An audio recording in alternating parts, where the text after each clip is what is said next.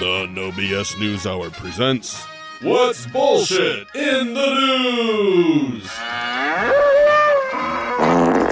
What's bullshit in the news? I'm going to tell you today what's bullshit in the news.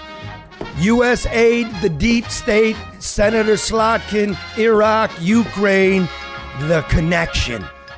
And Gretchen Whitmer on The View. Let's just put it this way. Not ready for prime time. Helping the governor of Michigan with some geography lessons, joining us is Chris Cabrera, the vice president now of the National Border Patrol Council, and Charlie Cuomo, Canada. And the true story, the true history behind the Coney Dog coming up. Live from downtown Detroit, it's the No Bullshit News Hour with my main man, Charlie LeDuff and Karen Dumas. Let's just breaking news. No more bullshit. No more bullshit. All right, Luke Nowacki at Pinnacle Wealth, 248-663-4748.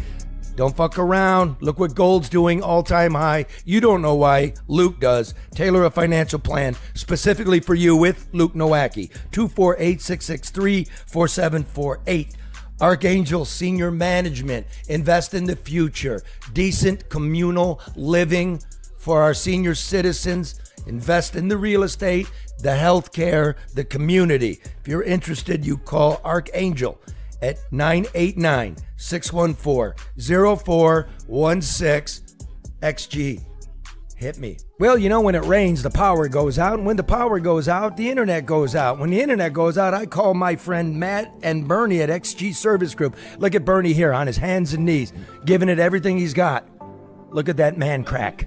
So busy, he forgot to wear a belt. There's Matt right there getting the board together. That's 734-245-4100 if you need Matt and Bernie to come take care of your voice over internet, your security cameras, off-campus access control, Wi-Fi, and cameras for homes and business. They'll design it for you. You got restaurants, they do drive-through systems, railroad cameras for public safety, total wireless camera systems for your home and business. Yeah, that's right. Call XG Services at 734-245-4100. Indeed.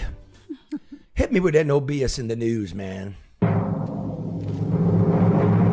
The No BS Newshour presents What's Bullshit in the News?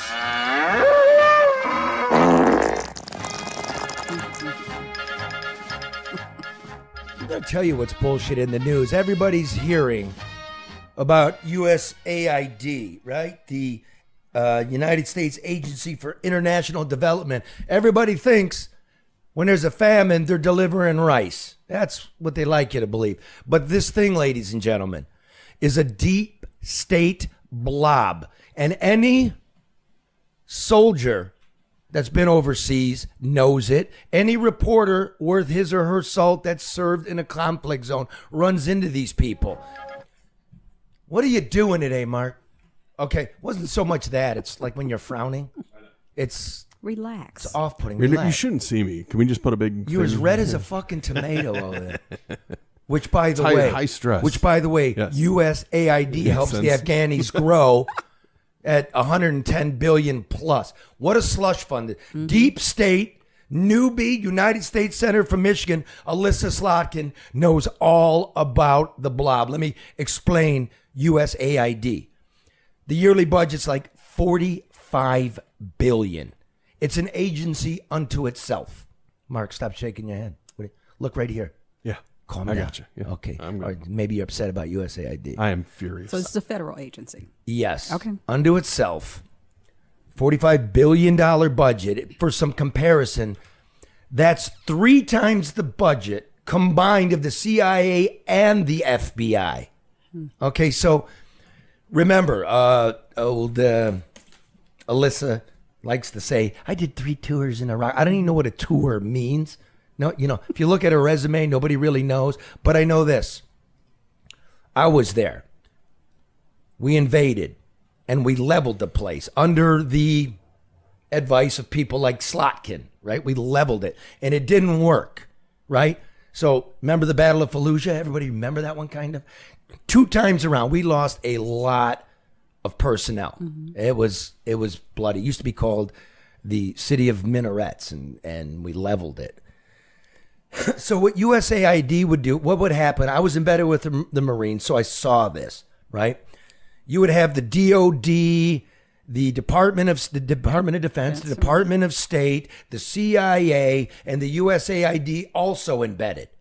Okay, so we would go out and there would be a meeting, and the sheiks wanted power and they wanted water. And none of this shit ever seemed to come to fruition, but we're handing out checks. We're handing out refugee checks. We're handing out contracting checks. We're handing out payroll. We're paying them to be docile. So about 2006, 2007, we're like, wait a minute. The people we were fighting, why don't we pay them? Why don't we build a water plant in Fallujah, right? Water treatment plant. USAID, Army Corps, it's a big slush fund. Everybody's on the payroll. By the time this thing got done, it was, let me do the math here, $80 million over budget. It didn't fucking work, and it didn't connect to people's houses, right? In Basra, there was a children's hospital to be built. This thing was $50 million, 100% over budget. USAID lied, covered up the cost. Now, where did the $50 million go? Where'd the $80 million go? They went to the sheiks. They went to the guys that we were fighting, that didn't want to be occupied because deep state idiots like Slotkin thought that this illegal, unfocused, and backwards war was worth fighting. And respect to everybody who went there. You're my friends. We still talk. I just don't like it when they start launching shit in our name and ask us to clean up the mess with no end game. There was, let me think. Musayyib, the power plant, 20 million, gone. Still shitty to this day. We're doing global warming initiatives in the Kurdish regions in the north. All of this stuff goes to pushing the deep state's will in our name, and they don't like us over there. You know what I'm saying? Yeah, I understand, Charlie, but this is what has happened. This is what continues up until now. $8 million. Like, we got to Baghdad, and Bhagdad al-Sadr and the Sadr militia, the Shia, remember, Saddam Hussein just murdered them. And they're lighting off IEDs and attacking the troops and all this. So what does the USAID do? Hey, here's a garbage contract for Baghdad, picking up the garbage. You can read this in the Inspector General report. This isn't me making it up, but I saw it. No garbage ever got collected. You know where the $8 million went? Where? Into the pocket of Bhagdad al-Sadr's militia. Then they stopped shooting at us. So this is great to spend and spend and spend and have no end game. And then when the end game came, remember, Elissa Slotkin then goes to the National Security Council. Her portfolio, Iraq. So when she's advising, we pull out and leave nobody there, just like Afghanistan. We pull out, and ISIS comes in, and what's the first town they take? Fallujah. You get this? This is her. Let me remind you of the Ukraine. She becomes the Assistant Secretary of Defense. The Velvet Revolution 2014, all of a sudden we're in there trying to place missiles and bring close to NATO, and now we're getting close to war and invasion with Putin. She was there in 2015, part of that whole deep state okie doke. What's going on in Ukraine right now? According to the media there, USAID funds 80% of the media. 80% of the media is getting money from us. If you're getting money from us, from our government, what kind of stories are you writing? Well, they better Slanted be positive. Favorable ones, Ukraine's winning, right? Okay, where's the investigation into where our money's been stolen? You don't see that. So here's how it works. This is how it always works. This is the worm pile, and Slotkin knows this because she's part of it. Notice how she's not saying anything right now. The Ukrainian media write stuff. The United States media is not allowed on the front lines. We were in Iraq, but not here in Ukraine. So what are they reduced to doing? The American media parrots and reproduces what the Ukrainian media does. Then it lands on your doorstep. It lands in the mailbox of our political representatives. My neighbor's putting up solidarity with Ukraine, but you're not getting the truth. What was it called? The Church Commission? Is that right? 1974? They realized they banned, we figured out that the CIA had infiltrated American media. You know what I mean? Like Walter Cronkite and everybody. They had CIA operatives in there.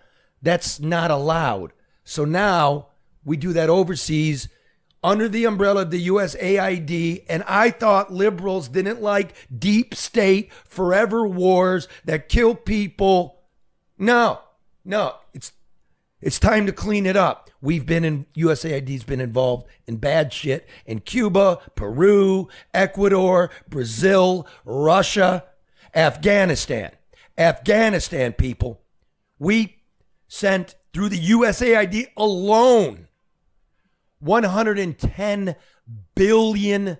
Jeez. Okay, $110 billion.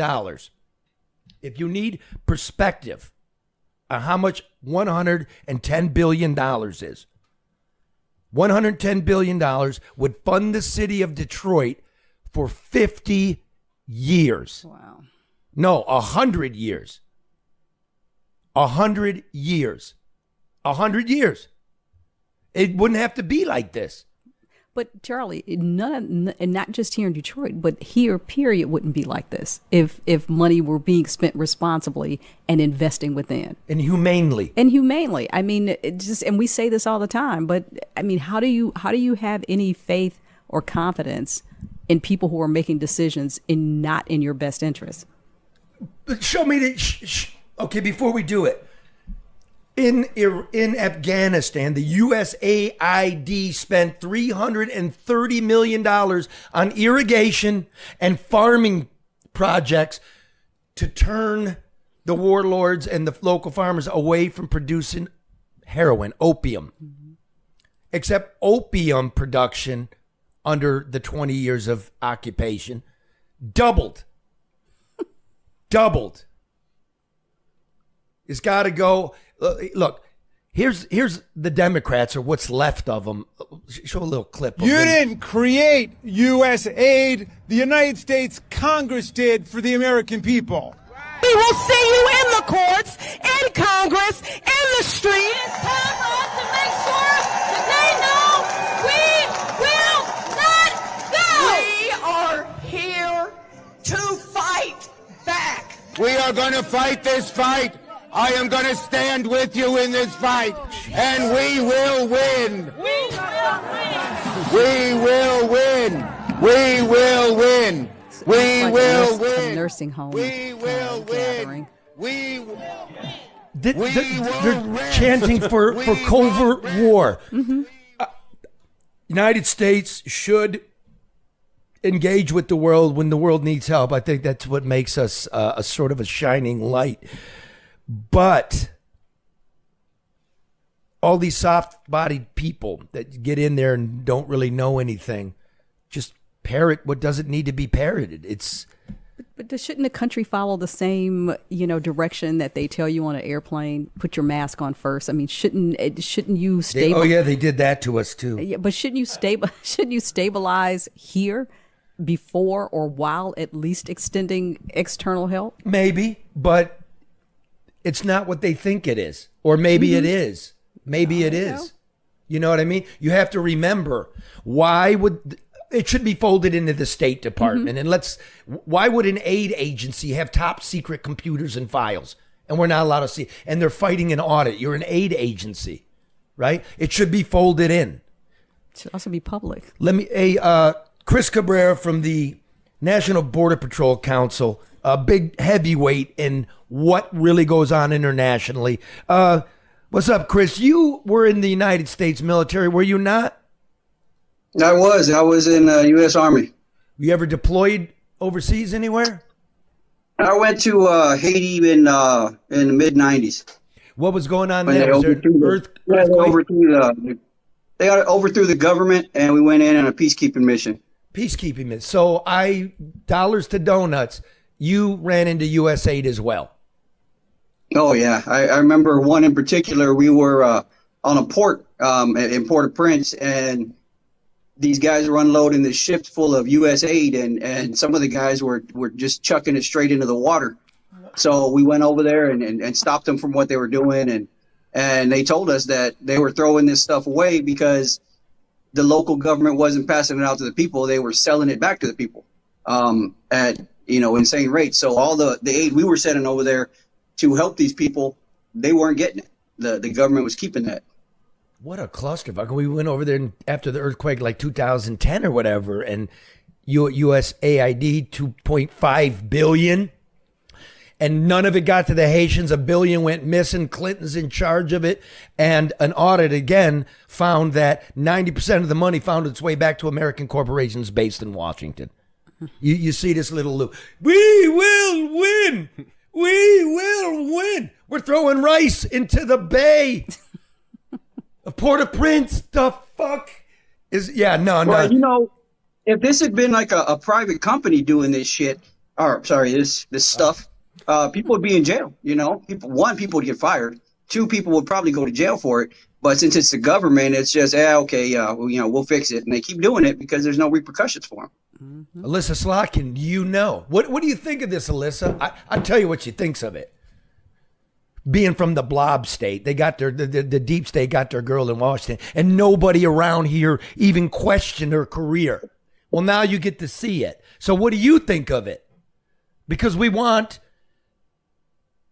our intelligence community to come to heel, because they're not liking us overseas. Mm-hmm. They used to like us. They don't like us anymore, and I can see why. And I don't like what we did to our own military. You guys stick them on a checkpoint and they don't speak Arabic. They can't say stop in Arabic. Remember when the car bombs were going off? I know a guy that dropped some women because he didn't think they were women, and he's all fucked up. Wow. That's the kind of shit we're doing. And USAID's part of it. Passing out paychecks. Wrong. And you want to know how you knew who the sheiks were that were making payroll to everybody? Wow. They always had cigarettes. The Marines wanted cigarettes. You went to the sheikh. I had to pay the sheikh to get cigarettes. To the cigarettes that he bought from us with our money? Mm-hmm. Man. Sounds like prosperity preaching. All right. What else is bullshit in the news? Give me a... The No BS News Hour presents What's Bullshit in the News? All right. With us, Karen, is Chris Cabrera, Vice President of the National Border Patrol Council. Like heavyweight, guy knows his business. So let's do this, my friend Chris. My governor, soon to be your president, wink, wink, bro, went on the hard-hitting View. Went on The View, and here's what we're going to stop it in pieces. Talking about illegal immigration. He made this warning. If you're in the country illegally, Sunny, you got a problem. So even undocumented immigrants with no criminal record are clearly being picked up and are at risk.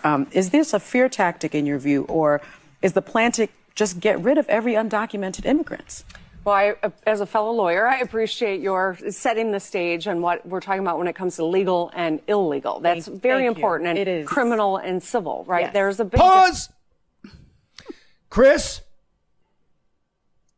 Did we lose Chris? You there? Yeah, I'm here. Yeah, I'm taking notes on that. That's just kind of silly right there. Is it a criminal offense to enter the country illegally? Or is it a civil infraction? Yeah, under 8 USC 1325, it's a criminal offense. And I'm not even a lawyer. And on top of that, I thought the View would be, or being shot somewhere other than the U.S. because weren't they supposed to leave the country if Trump won? I thought they were going to Canada or something. I don't know why they're still here. I'm sure you know how to get transport out of the country. We'll send them to the Border Patrol and expatriate them. So it's a criminal offense to enter the country illegally. What are the maximum penalties under that, bro? I think for the first offense, you could do up to a year in jail. And then you also have other parts on that, not that stem off it. Working in the United States, obviously is a crime if you're not here legally. And so how are these people supporting themselves? So there's a lot more that spawns off it. But I think the biggest part of bullshit in the news right now is they're making it seem that ICE is out there going after, moms and grandmas and little kids in their houses and going into schools, and nothing could be farther from the truth. That's not happening. But they're stirring up a bunch of fear. They're stirring up a bunch of hate, and it's going to lead to more violence and bloodshed on the street from everybody involved. I agree. Okay, let's continue to roll. Here. As so few people really appreciate, Michigan actually has the biggest border crossing in the country. Pause. Michigan has the biggest border crossing in the country, says the governor of Michigan, who wants to be president and would know such things. Chris, what is the biggest crossing on the United States border? Canada, Mexico, California. If I'm not mistaken, the biggest in the country is San Isidro in California. I mean, Tijuana. It's a huge border crossing. Yeah, you are in fact correct, sir. Yeah, ding, ding, ding. Yes, it's San Isidro. That's Tijuana for San Diego for everybody that wants to look at a map. Okay, what is the second? Maybe we're the second busiest border crossing. Would that be right? Second. Yeah, the second is going to be Station 1 in the U.S. Border Patrol, El Paso. Station 1? El Paso, Texas. Boy, this guy's an expert. Station El Paso, Texas, Gretchen. Texas. Okay, maybe she was just speaking generally. If you know, sir, Chris Cabrera, Vice President, National Border Patrol Council, what is the busiest trade corridor in terms of money in the United States? That's going to be the I-35 corridor, which starts in Laredo, Texas. Laredo, Texas. Yeah, it's right down the center of the country. So Laredo, Texas. So San Isidro, El Paso, Laredo. None of those are in Michigan. I'm not a lawyer, but I'm not a lawyer like Gretchen. But last time I checked, they weren't. So far, not ready for prime time. Let's continue to roll, Mark. With Canada. Yeah. And as we think about the conversation, whether it is around immigration and our borders, or it is about tariffs, for instance, we have to not lose sight of the fact of what it's going to mean for the American citizen, too. Yes. When it talk about increased costs on your blueberries or your energy or the ability to find affordable housing. Well, and the fact that immigrants bring in $100 billion a year to this country and $8.9 billion, we'll lose at least $8.9 billion if we deport all these people. That's right. Chris, do you have any idea the size of remittances from the United States to Mexico? Money being sent, by wire, sent to family back home. I know you're Border Patrol, so I'm going to see what you got there. Yeah, I don't know about the remittances. I know they're huge. I do know the flaw in her statement about the $100 billion and the $8 billion and all that. It costs more than that to it costs more than that for them being here with government aid, detention, all the stuff that goes along with it. Even though they may be bringing in $100 billion, they're still probably another $100 billion short of what it's actually costing us to feed and house them here in the United States. Interesting cost. So it's actually a negative. And then you have I think Sonny Googled the wrong thing.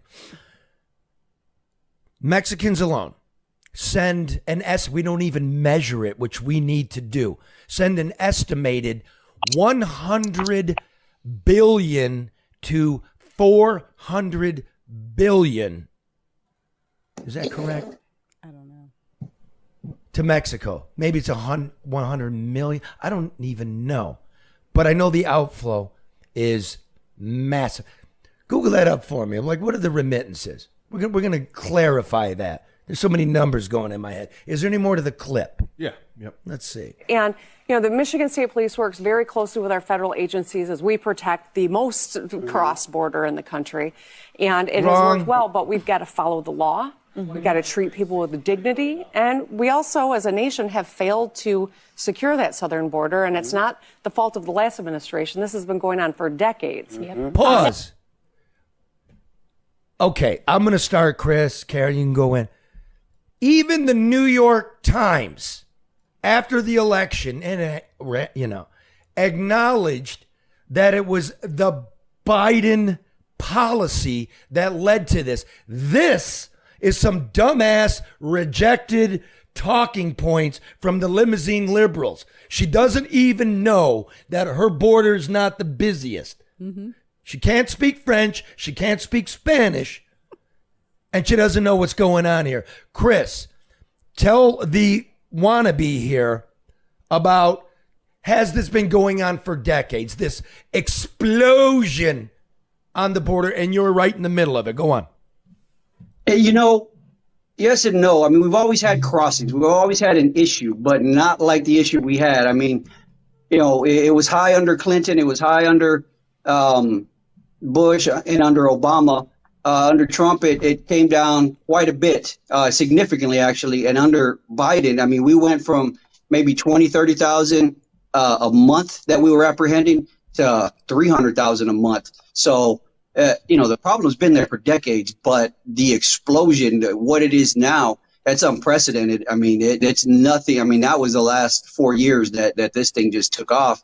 And then towards the end of the administration, they said, well, now the crossings are down to 100,000 a month. Well, better than bad isn't necessarily good. I mean, it's still bad.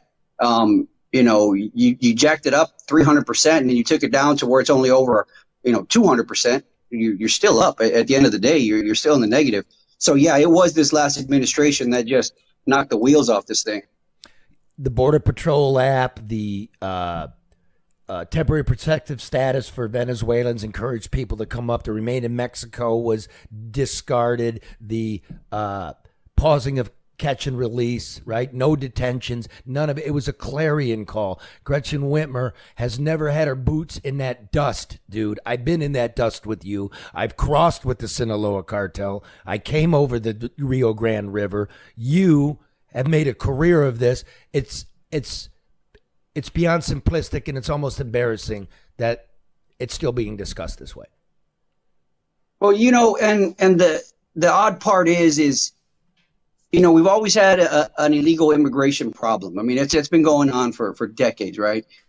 But it didn't get, to the point it is until the last 4 years, where we started just letting anybody in.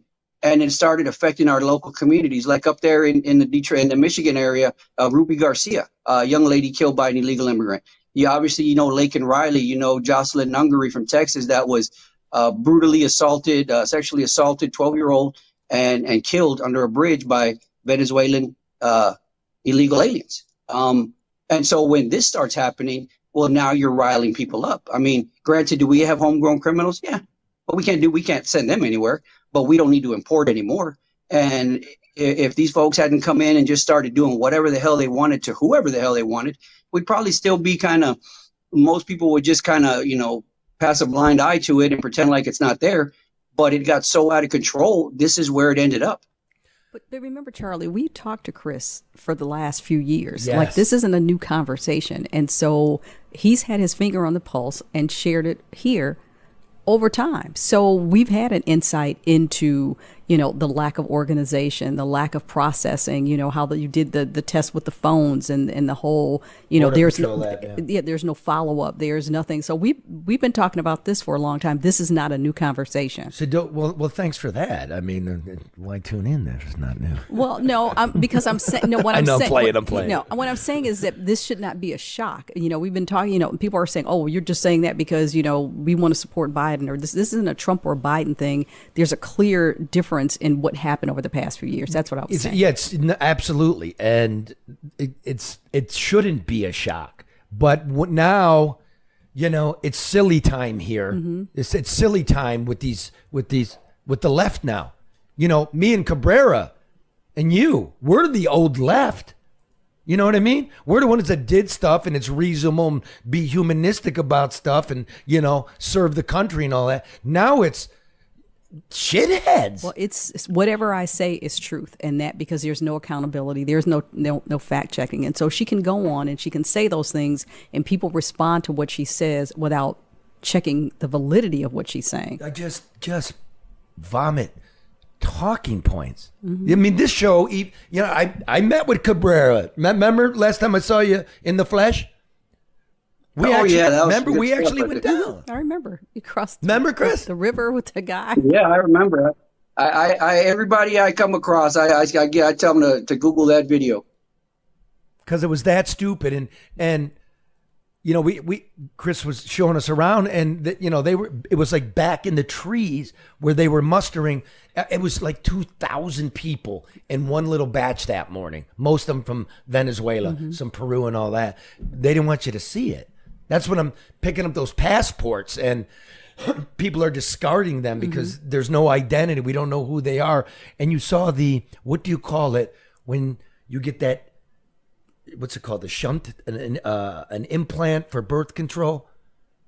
No, I know what you're talking about. Yeah, I don't know. That's not an IUD. No, that's an improvised explosive device. IUD. No, but that's not that either. You're talking about it's a under the skin kind of thing for. Yeah, I don't know what it is, but I know it exists. I saw the doctor's notification, prescription, whatever, for a 14-year-old Venezuelan girl. So before they left, they got that expecting to be raped. Yeah, that it's a subcutaneous insert that is birth control method. Subcutaneous? It's just under the skin. Can you spell that? Come on, Charlie. S-U-B continues. Subcutaneous, Gretchen.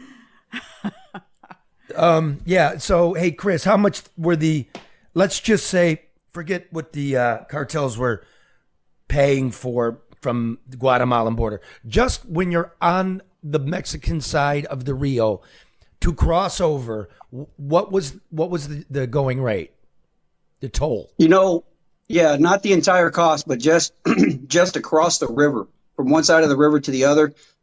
Usually, for people in this hemisphere, $2,000 or $3,000. That's on top of the 10 to 15 that they paid to get wherever they were coming from. And then anybody that's exotic from Asia, Africa, or anywhere else, they're going to pay probably $5,000 just to cross that river. Just to cross. There's a toll. Now, the cartels are working on the Mexican side, but are they working on the American side?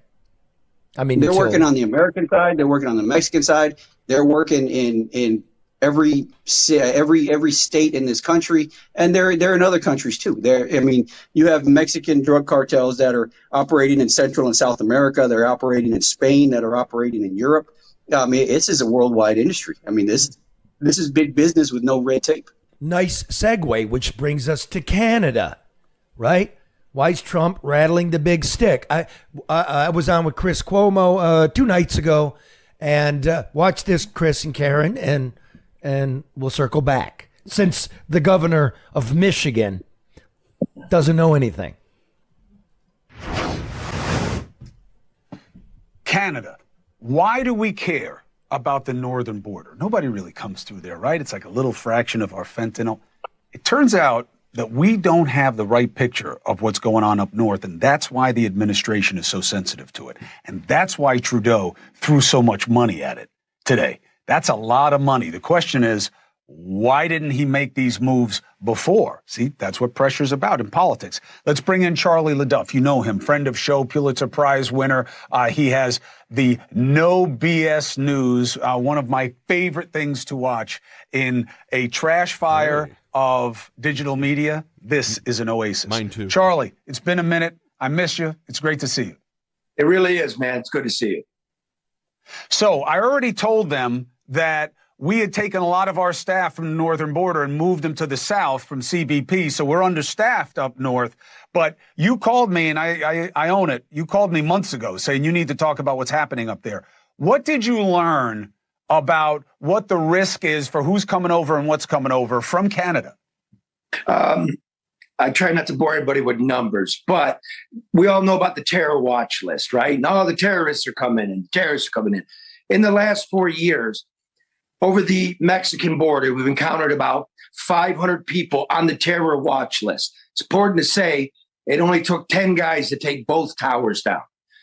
On the northern border, Canada and the United States, it's 1,000. So we have a huge problem here. Canada's immigration system is so lax that if it was comparable to the United States, about 6 million people a year being let into the United States, it's 500,000 for Canada. They're not looking into them. And when the Canadian government's own audit, Canadian government says, of the people our security services flagged, Canada let in 50% of them. So it's not a good deal up there, man. It's wide open. And on the drug side, they say, so little fentanyl comes across the northern border, focus on the southern border. You say not so fast. It's not clear because you got to remember, Canada and the United States have a 5,500 mile border. The Mexican border is 2,000 miles. In Mexico, on that border, 10 times the Border Patrol agents. So the number is, the northern border is 25% more porous. You can drive through the woods. You can drive through North Dakota. Who's there to see you? A lot of it comes through in the mail. We all know that the Canada's postal service is insolvent. And because it's so hot on the southern border, a lot of the precursors are being shipped into Canada. It's being cooked up there, spread into Canada, being brought into here. And it's also a place where the money is laundered through their online casinos, etc. So as you saw today, Trudeau bent. When you're throwing $1.5 billion for a fentanyl czar, you know something's up. Right. I mean, look, you got to give credit where credit is due. Trump used the tactic that he had, and obviously Trudeau knew this was coming because he came there with a basket of deliverables. And you put some meat on the bones for why with me. That explain this.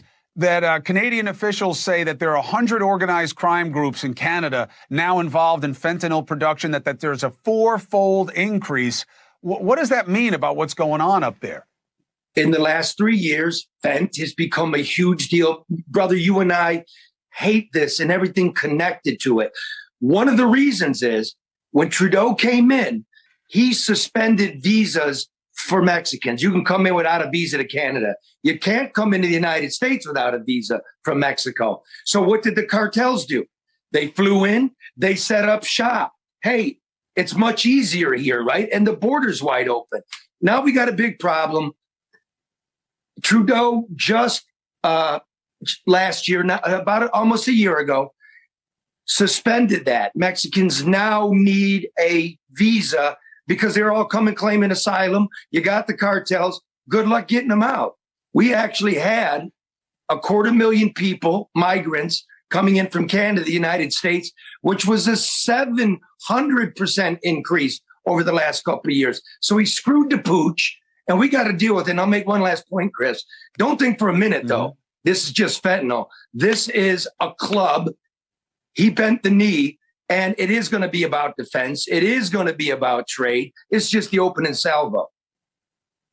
Oh, yeah. Look, I mean, this is a 30-day window. We'll see what else they come up with. Yeah.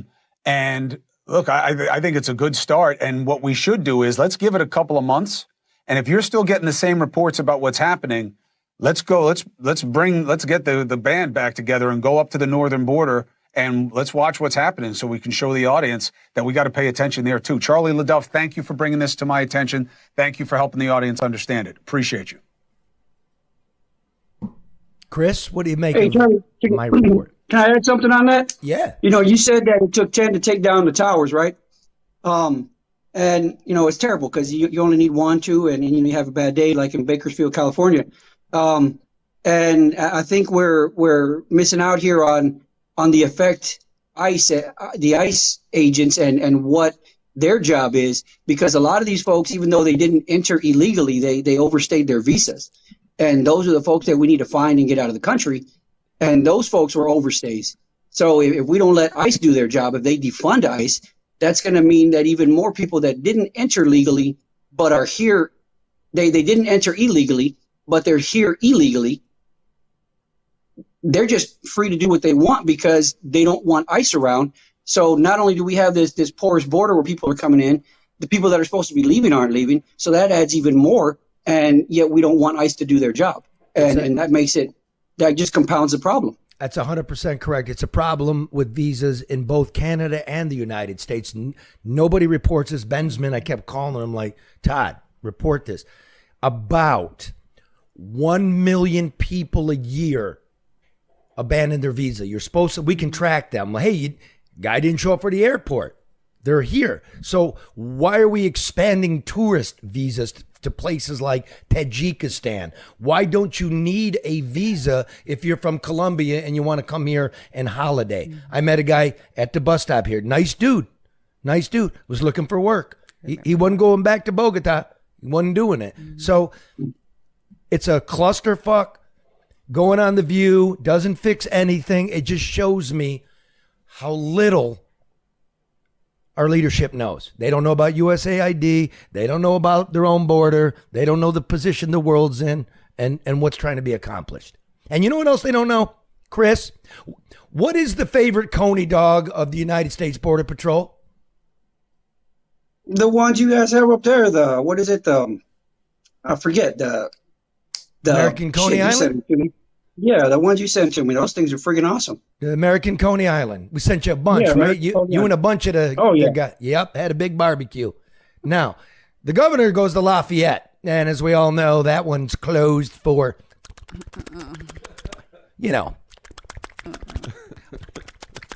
Stop, Charlie. Our furry That's gross. That is, stop. Okay, but here's the deal. Nobody really knows where this Coney dog come from. Even Texas tries to pretend they invented the Coney dog. They didn't. It was right here at American Coney Island at the corner of Lafayette Boulevard and Michigan Avenue. Michigan Avenue, which runs to Chicago, ends right here at American Coney Island. Now, I thought I would take the opportunity in light of all the dis and misinformation to put together the true and valid history of the Coney dog that the United States Border Patrol, what is that, you in the Del Rio sector? Oh, no. I'm in Rio Grande Valley. Oh, Rio Grande Valley. Rio Grande Valley. Yeah. That's the favorite of these guys. And here, Chris, is the story. The true story of the Detroit Coney dog deserves to be properly memorialized. It stretches from the old world mountains of Greece to the new world boulevards of America. It has prospered and multiplied and changed what and how Americans eat, and all the while become a cultural touchstone of the Motor City. It begins in the impoverished village of Dara, when 16-year-old Konstantinos Kyriakopoulos is sent down the mountain by his father. Yes, his name was George too, to the docks of Patra to make his way in America. Gust buys a ticket, boards the Francisca, and lands at Ellis Island in November 1906. Coming home from Coney Isle by Len Spencer and Ada Jones.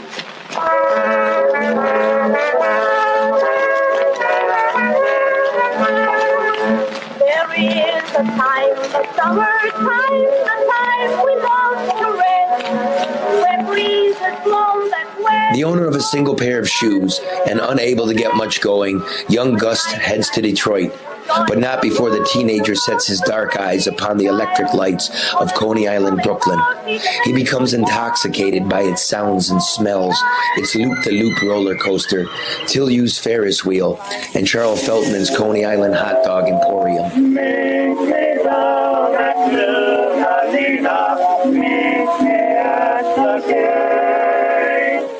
Gus shines shoes, pushes popcorn on Belle Isle and sweeps shops. He sends for his younger brother, Vasilios Billy Karos, who makes his way down in 1910, boards the SS Themistocles, and finds his way to his brother in boomtown Detroit. Gus and Billy try their hand in the automobile and pickling plants, but settle on hat repair and shoe shining at a small storefront at 115 Michigan Avenue near Lafayette Boulevard. They install a grill in the corner where they roast hot dogs for sale. The hot dogs catch on after Gus adds a homemade meat sauce, a proprietary recipe that is still used today. Remembering his time in Brooklyn, Gus christens his creation Coney Islands in 1917, the same year alcohol is outlawed in Michigan. Business is good at the new American Coney Island, helped along by the speakeasy and gambling tables in the basement. So good, in fact, that Billy opens his own joint directly next door in 1929, calling it Lafayette Coney Island.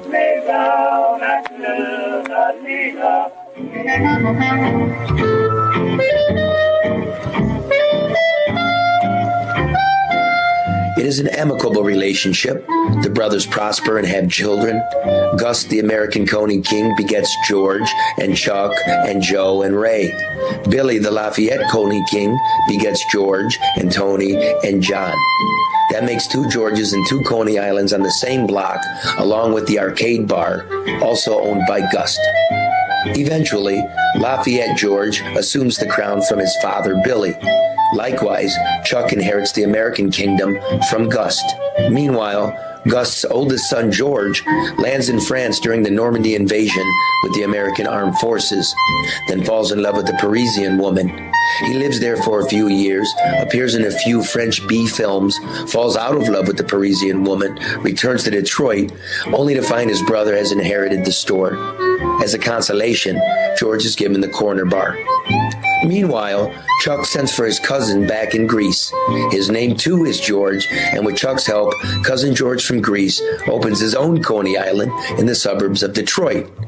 But he is another George for another time. Lafayette George eventually sells his diner to his employees, who are neither Karoses nor Georges, but rather Ali and Abdijah. Lafayette George is survived by his sons Bill and Stephen, his daughters Leslie, Sandra, and Madeline, and 5 grandchildren.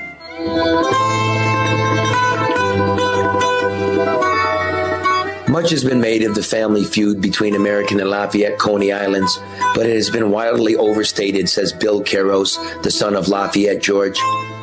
I used to be sent out on the street to steal customers from American, he recalls. Believe me, it wasn't hard. But we're family. We've always loved each other. To which his cousin, Grace Caros, the current queen of American Coney Island and the daughter of Chuck, responds, yeah, we love each other, but they were trying to steal customers. How nice was that after all we did for them? In Detroit, Charlie LeDuff, No Bullshit News. That was pretty cool. Where'd you find all that old footage? You know, you got to remember in 1906, most of the United States, including New York, didn't have electricity. Mm-hmm. So when Coney Island pops up, this is a wonder of the world, right? Lights everywhere. That was filmed by Thomas Edison's company because he's the one that had lighted it. So it's in the National Archives. That's where we got it. Okay, Chris, did that tickle your balls? Is that? I like that, man. That's a lot of good, good history. I mean, we eat our hot dogs a little different down here. We do hot dogs wrapped in bacon. You wrap bacon in anything, man, and it's gonna turn out good. So, but those Coney Island dogs probably are better than what we got down here. I don't think you can compare it to them. Oh, we'll leave it at that, except for this. Answer me this, since you're in Texas. Do you know why all you guys are circumcised? I don't know why. So you got a place to put your chew while you're brushing your teeth. Oh! I'm always looking for a place to put my chew, though. So. Cabrera, thanks for being here, man. It's really great to see you. Hey, it's great to see you guys, all of you guys. I appreciate it, Robin. Hope you're doing well, and I'm always here if you guys need anything. Did he just call you Robin? I think so. No, sorry, Karen. Karen. I've been called worse. All right, next week. Sorry, Karen. That's all right. Tune it in next week. Major news in the city of Detroit. It should upend the governor's race. See you then. See ya.